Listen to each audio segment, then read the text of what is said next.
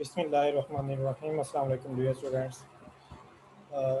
आज जो हमने लैब में काम किया है उसको ज़रा फॉर्मली डिस्कस करते हैं। पहले हम ज़रा पॉलीमॉर्फिज्म के टॉपिक को जो कि लास्ट हमने डिस्कस किया था उसको एक दफ़ा रिवाइज़ करते हैं। जो टॉपिक हमने सिलेक्ट किए थे उनको रिवीजन हो जाएगी यहाँ पे। और फिर इसके बाद हमने एब्स्ट्रैक्शन का टॉपिक जो कि आज लैब में उसका बेशतर हिस्सा हमने कर लिया था उसको हम डिस्कस करेंगे। Polymorphism Polymorphism is the same entity behaves differently in different scenario. Polymorphism कहते हैं कि एक ही चीज़ मुख्तलिफ सिनेरियो में मुख्तलिफ तरीके से बिहेव करे। इस चीज़ को इस डिफरेंट तरीके से बिहेव करने को पॉलीमॉर्फिज्म कहते हैं।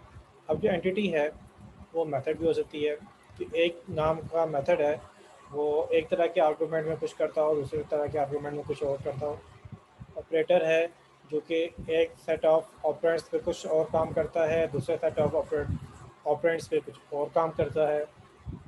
ऑब्जेक्ट है जो कि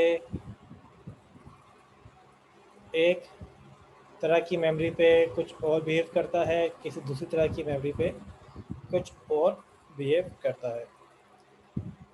Polymorphism allows us to perform a single action in different ways. In other words, polymorphism allows you to define one interface and have multiple implementations. Polymorphism आपको इस बात की इजाज़त देता है कि आप एक ही अमल को मुख्तलिफ तरीके से करें, यानी कि आपके पास एक ही इंटरफेस हो लेकिन उसके जो इस्तेमालात हैं वो मुख्तलिफ हों। The word poly means many and morphs mean forms, so it means many forms.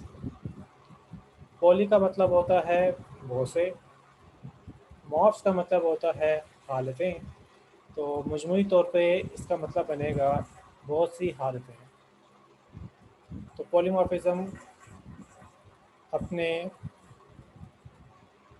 लफ्ज़ी मायनों में बहुत से हालतों को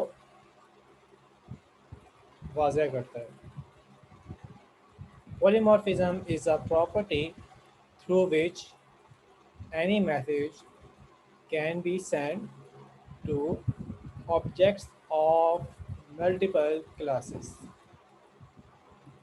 and every object has the tendency to respond in an appropriate way depending on the class properties. Polymorphism एक ऐसी property है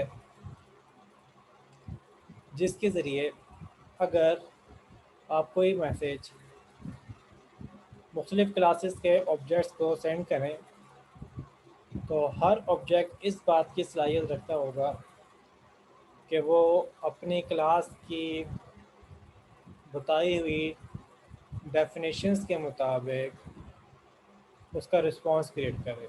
यानी कि हर ऑब्जेक्ट जो है वो अपनी क्लास के मुताबिक उसका जो रिस्पांस बनता होगा वो दे। It is so important that languages that don't support polymorphism cannot advertise themselves as object-oriented language. Polymorphism इतनी ही अहम है कि वो तमाम लैंग्वेजेस जो कि क्लासेस का इस्तेमाल करती हैं या नहीं करती, अगर वो पॉलीमॉर्फिज्म का इस्तेमाल नहीं करती तो वो ख़ुद को ऑब्जेक्ट ओरिएंटेड लैंग्वेजेस नहीं कह सकती। Languages that possesses classes but have no ability of polymorphism are called object-based language. ऐसी लैंग्वेजेस जो कि क्लासेस तो रखती हैं लेकिन उनमें कोई सलाहियत नहीं होती पॉलीमॉर्फिज्म की। ऐसी लैंग्वेजेस को ऑब्जेक्ट बेस्ड लैंग्वेजेस कहा जाएगा। Types of polymorphism in Java, polymorphism can be divided into two types. जावा में पॉलीमॉर्फिज्म को दो हिस्सों में तकसीम किया जाता है।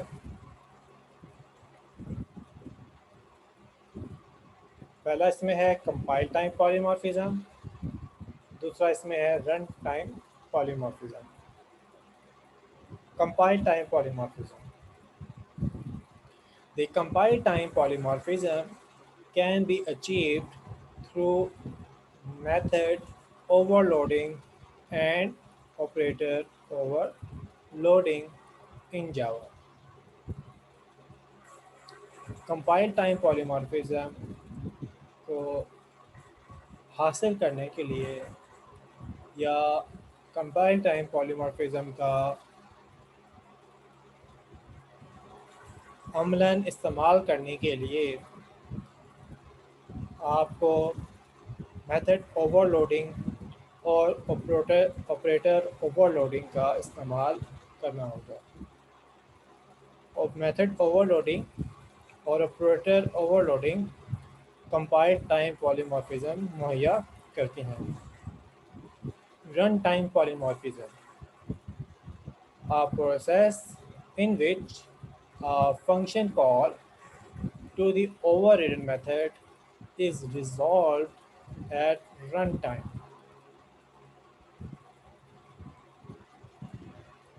रन टाइम पॉलीमॉर्फिज्म एक ऐसा निज़ाम है जिसमें जब किसी फंक्शन को कॉल किया जाता है तो ये फैसला कि कौन सा मेथड एग्जीक्यूट होगा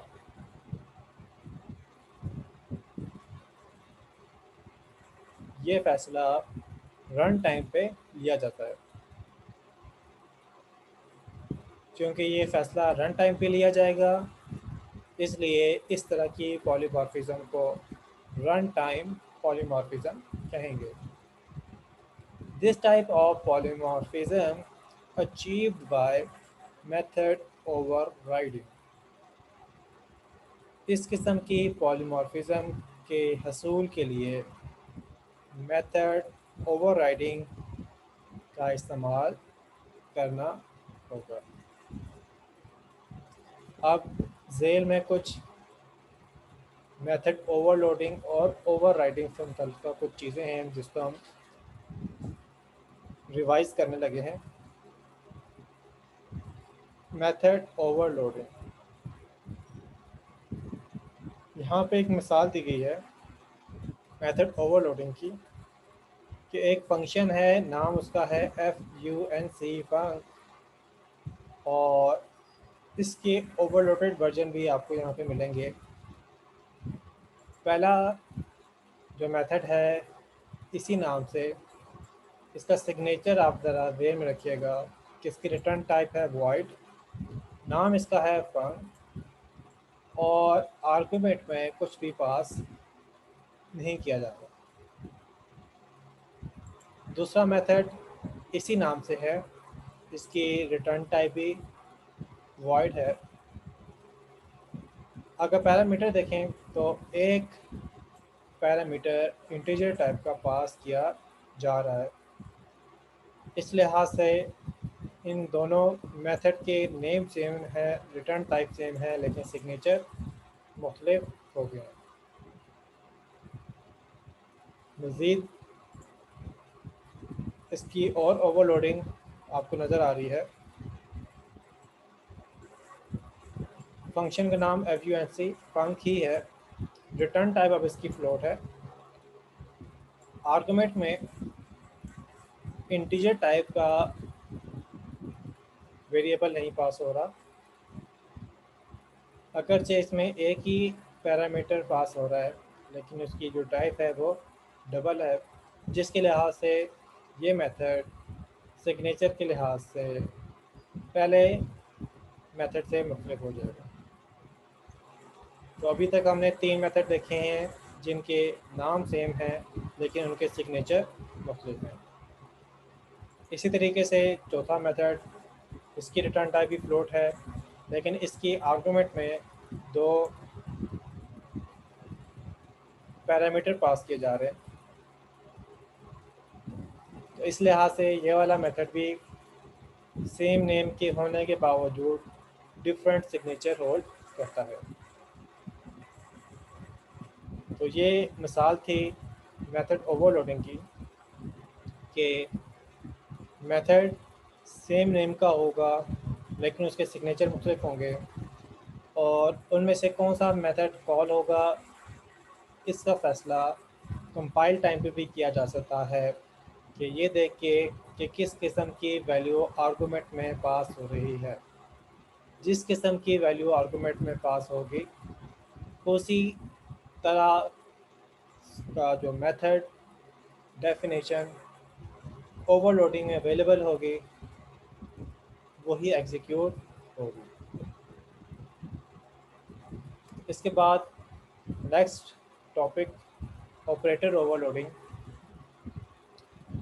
जावा कस्टमाइज या यूज़र डिफाइंड ऑपरेटर ओवरलोडिंग को सपोर्ट नहीं करता, लेकिन कुछ ऑपरेटर पहले से ही ओवरलोडिंग की सूरत हाल को मुहैया कर रहे होते हैं। जैसे कि प्लस का ऑपरेटर है कि अगर इसके ऑपरेंड्स न्यूमेरिक हों तो ये उसमें न्यूमेरिक एडिशन परफॉर्म करेगा, और अगर इसके ऑपरेंड स्ट्रिंग हों तो ये स्ट्रिंग कंकैटिनेशन परफॉर्म करेगा। इसी तरीके से एंड और नॉट के ऑपरेटर लॉजिकल ऑपरेशन के लिए भी इस्तेमाल होते हैं और बिट वाइज ऑपरेशन के लिए भी इस्तेमाल होते हैं। मज़ीद देखें तो अब हमने मेथड ओवरराइडिंग का टॉपिक जो है वो डिस्कस करना है। Method overriding, on the other hand, occurs when a derived class has a definition of, for one of the member function of the base class. Method overriding उस सूरत में अमल पजीर होती है जब चाइल्ड क्लास के अंदर एक ऐसा मेथड मौजूद हो जिसका सिग्नेचर पेरेंट क्लास के में मौजूद किसी मेथड से हूबहू मिलता हो। तो ऐसी सूरत में चाइल्ड क्लास में मौजूद वो मेथड पेरेंट क्लास के मेथड को ओवरराइड कर रहा होगा। That base function is set to be overridden. तो ऐसी सूरत हाल में पेरेंट क्लास में मौजूद वो मेथड ओवररिडन मेथड कहलाएगा। Rules for method overriding. Method overriding के कवानीन: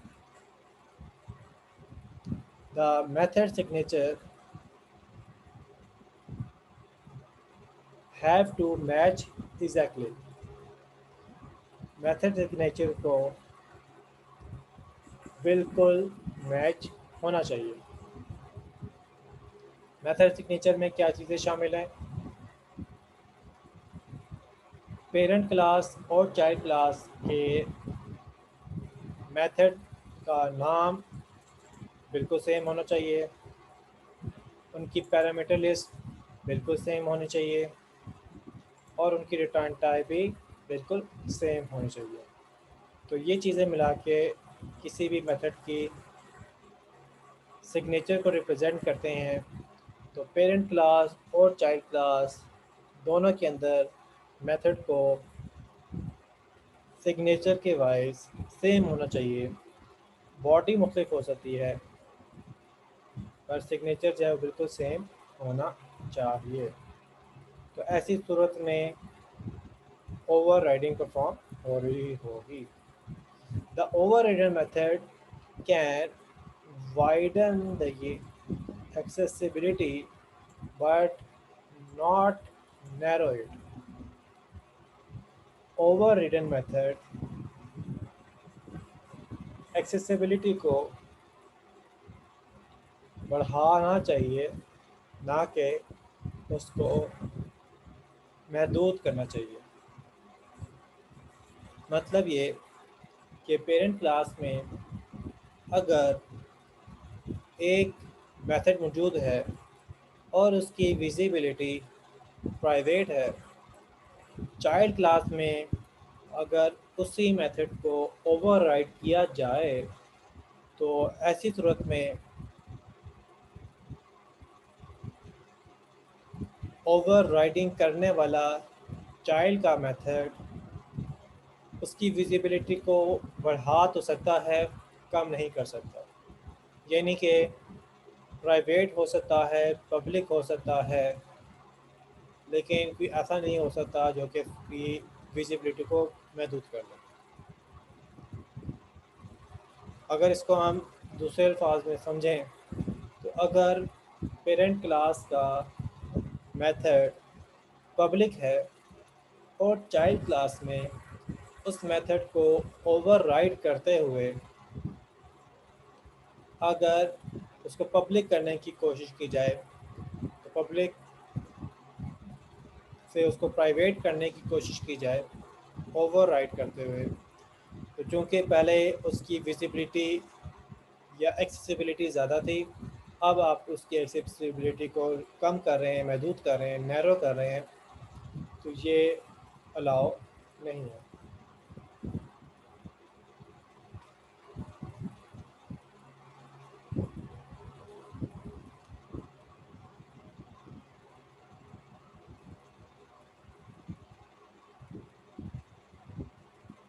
difference between overloading and overriding. Overloading और ओवरराइडिंग के दरमियान में हम फ़र्क देखने लगे हैं। लेफ़्ट साइड के कॉलम में मेथड ओवरलोडिंग के रिलेटेड स्टेटमेंट मौजूद होगी। राइट साइड के कॉलम में मेथड ओवरराइडिंग की स्टेटमेंट मौजूद होगी और इसी बुनियाद पे हम दोनों के माबैन मुवाजना करेंगे। Method overloading is in the same class where more than one method have the same name but different signatures. Method overloading same class के अंदर ही परफॉर्म की जाती है, जिसमें एक से ज़्यादा मेथड सेम नेम के होते हैं मगर उनके सिग्नेचर मुख्तलिफ होंगे। Method overriding. Method overriding is when one of the method in the superclass is redefined in the subclass. In this case, the signature of method remains the same. Method overriding तब वक़ू पज़ीर होती है जब child class में मौजूद एक method या एक से ज़्यादा मेथड पेरेंट क्लास में मौजूद मेथड या मेथड्स को रीडिफाइन कर रहे हों। ऐसी सूरत हाल में पेरेंट क्लास चाइल्ड क्लास दोनों में सेम सिग्नेचर के मेथड मौजूद होते हैं जिनकी बॉडी मुख्तलिफ हुआ करती है। अब दोनों स्टेटमेंट को अगर हम एक दूसरे के साथ मुकाबले के तौर पे देखें तो मेथड ओवरलोडिंग में मल्टीपल मेथड सेम क्लास के अंदर ही होंगे, जबकि मेथड ओवरराइडिंग में मेथड डिफरेंट क्लासेस में होंगे, यानी कि पेरेंट क्लास, चाइल्ड क्लास।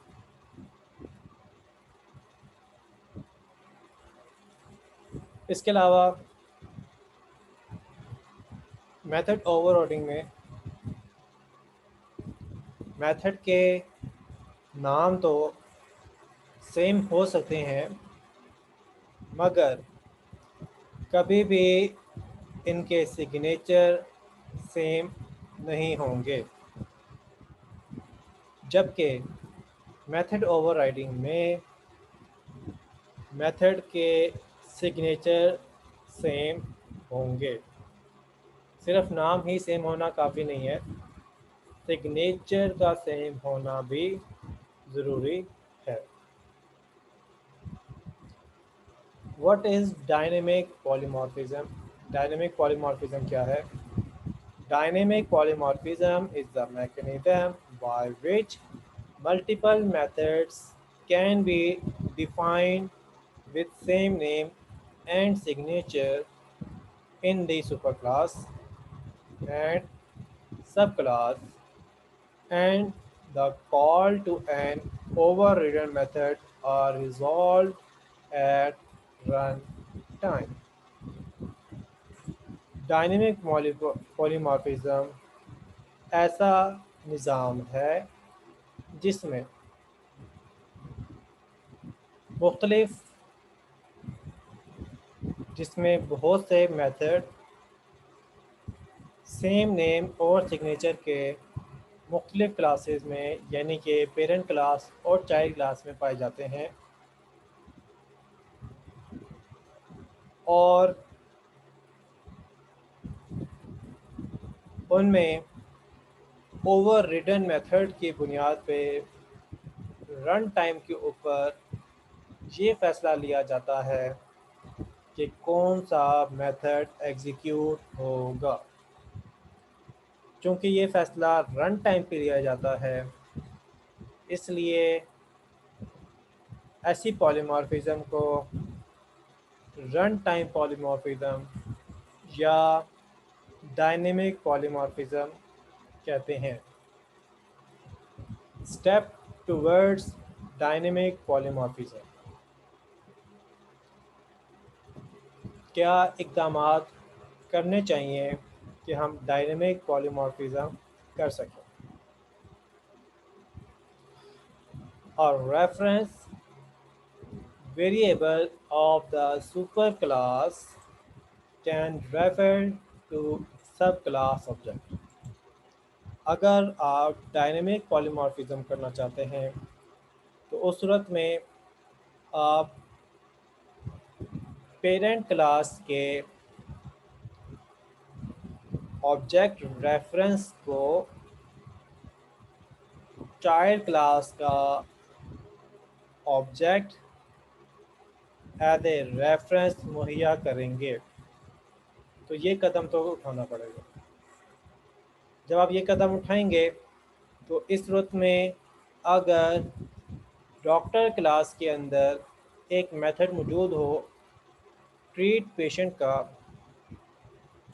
और इसी वक्त में सर्जन क्लास के अंदर भी सेम सिग्नेचर के साथ ट्रीट पेशेंट का मेथड मौजूद हो, तो इन दोनों मेथड्स में से कौन सा मेथड रन टाइम पे एग्जीक्यूट होगा,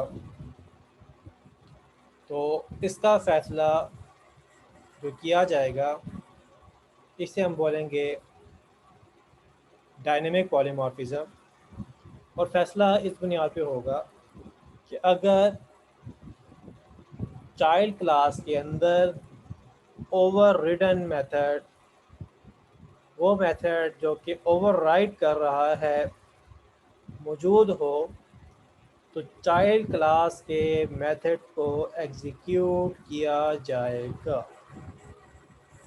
यानी कि इस मिसाल के अंदर ओ बी जे एक रेफरेंस वेरिएबल है डॉक्टर क्लास का, लेकिन इस रेफरेंस वेरिएबल को मेमोरी सर्जन क्लास यानी कि चाइल्ड क्लास की दी जाएगी। तो O B J child class को रेफ़र कर रहा होगा। अब चूंकि ऑब्जेक्ट रेफरेंस पेरेंट क्लास का है और ऑब्जेक्ट रेफरेंस चाइल्ड क्लास के ऑब्जेक्ट को रेफ़र कर रहा है, मेमोरी चाइल्ड क्लास की मौजूद है, तो ऐसी सूरत में ट्रीट पेशेंट का मेथड चाइल्ड क्लास का एग्जीक्यूट होगा। यहाँ पे फैसला इस बुनियाद पे लिया जा रहा है कि पेरेंट क्लास का ऑब्जेक्ट रेफरेंस किस मेमोरी को रेफ़र कर रहा है। क्या वो खुद को रेफ़र कर रहा है, अपने ही क्लास के ऑब्जेक्ट को रेफ़र कर रहा है, या चाइल्ड क्लास को रेफ़र कर रहा है?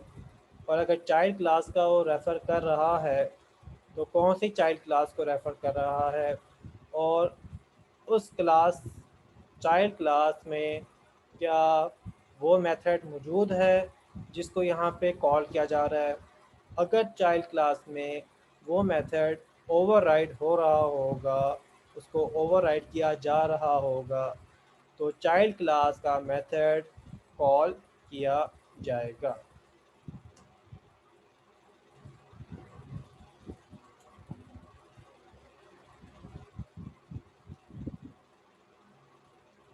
Even though OBJ is reference to the doctor, it calls the method of surgeon as it points to surgeon object.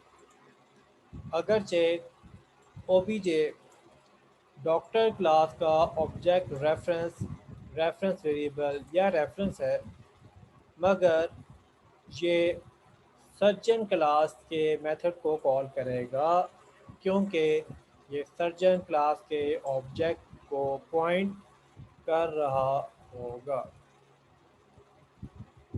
ये फैसला कि कौन सा मेथड जो है वो कॉल किया जाएगा, इस फैसले को रन टाइम पे लिया जाएगा।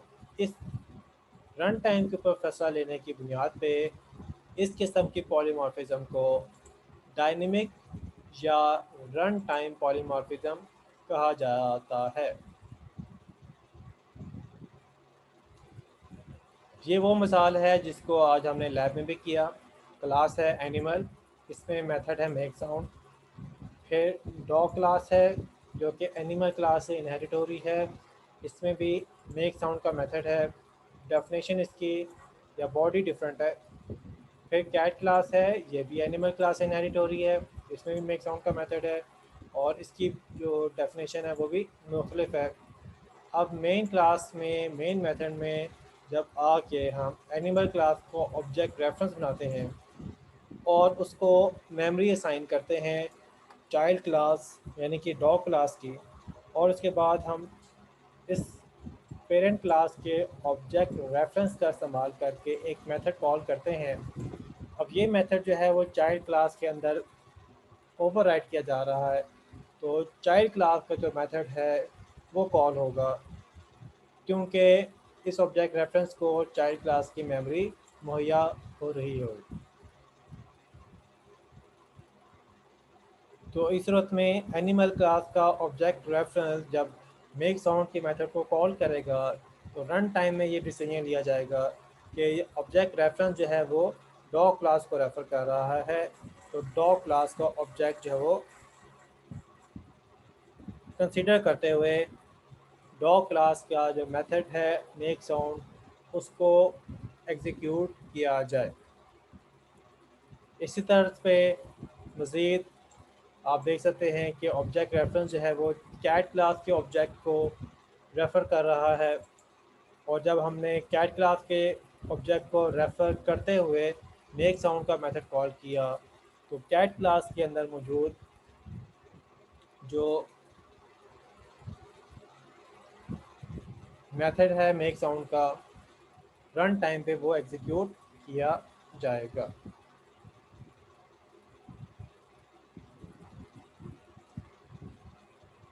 आखिर में इस सेशन के हम वर्चुअल मेथड में अपने टॉपिक को क्लोज करते हैं। नेक्स्ट जो है वो हम एब्स्ट्रैक्ट क्लासेस और एब्स्ट्रैक्ट मेथड के मतलब जो है वो डिटेल में डिस्कस करेंगे अगले सेशन में। वर्चुअल मेथड्स क्या हैं? वो मेथड जो कि ओवर राइडिंग कर रहे हों और पेरेंट क्लास के ऑब्जेक्ट रेफरेंस से उन मेथड को कॉल किया जाए, तो वो वाले मेथड जो हैं वो वर्चुअल मेथड्स होते हैं। इन्हें वर्चुअल मेथड्स क्यों कहेंगे? क्योंकि बज़ाहिर वो पेरेंट क्लास के मेथड नज़र आ रहे होते हैं, लेकिन रन टाइम में ये फ़ैसला किया जा रहा होगा कि वो एक्चुअल में किस मेथड को एग्जीक्यूट करेंगे। तो उस बुनियाद पे वो मेथड बज़ाहिर एक इंटरफेस है, लेकिन उसकी इम्प्लीमेंटेशन एक रन टाइम डिसीजन है। इस बुनियाद पे ये एक वर्चुअली इम्प्लीमेंटेशन आपको मुहैया करता है, तो इसको वर्चुअल मेथड कहते हैं। तो यहाँ तक हमने वर्चुअल मेथड तक हमने जो है वो चीज़ को रिवाइज़ कर लिया।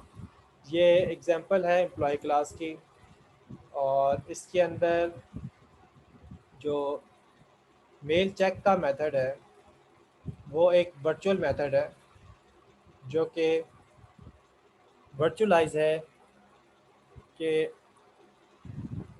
जब आप इसको देखेंगे मेन मेथड के अंदर इस्तेमाल होते हुए, तो ऑब्जेक्ट रेफरेंस जो है वो एम्प्लॉय क्लास का है, जिससे e dot mail check method calling से ये लगेगा कि ये एम्प्लॉय क्लास का मेथड कॉल हो रहा है, लेकिन वर्चुअली ये सैलरी क्लास के ऑब्जेक्ट मेथड को मेल चेक को जो है वो कॉल कर रहा होगा। तो इस सूरत में ये जो मेथड कॉलिंग है ये एम्प्लॉय क्लास के इस मेथड को वर्चुअल मेथड बना रही है। ओके स्टूडेंट्स, अब आप लोग ये कीजिए कि मैं आपको टाइम देता हूँ, आप लोग जिनकी अटेंडेंस रह गई है अपनी अटेंडेंस मार्क कर लें। तो जिन्होंने मार्क कर ली है मैं उनके नाम कॉल कर लेता हूँ ताकि उन्हें कंफर्म हो जाए। मोहम्मद अरीब, ज़ैनब रमज़ान, मोहम्मद अरसलान अज़ीज़, अबू हुरैरा, तैयबुर्रहमान, रहीम अकबर, मुनीबा, रुबाब फ़ातिमा, यासिर ख़ान, लाइबा ज़फ़र, दानियाल अतीक, मलाइका, मोहम्मद एहसन, एहसन इरशाद, अरसलान नवाज़, मोहम्मद हारिस, अनीक अहमद, मुहीब लियाकत। जी, इसके बाद रहीम अकबर। जी, अगर कोई बच्चा जो है जिसका मैंने नाम नहीं पुकारा तो रहता है तो वो अपनी अटेंडेंस जो है मार्क कर ले। मिलते हैं नेक्स्ट सेशन में।